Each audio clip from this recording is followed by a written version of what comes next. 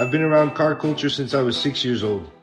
Now everything is moving toward electric, and I don't want the culture I grew up with to disappear.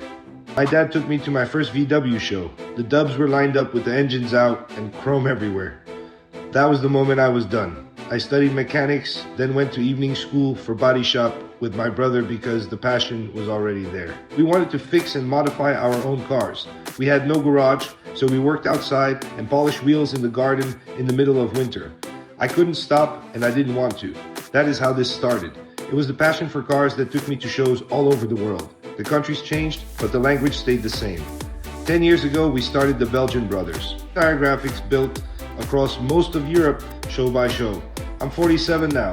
That's 41 years of car shows and engines I couldn't leave alone. I started this channel to keep that world on camera.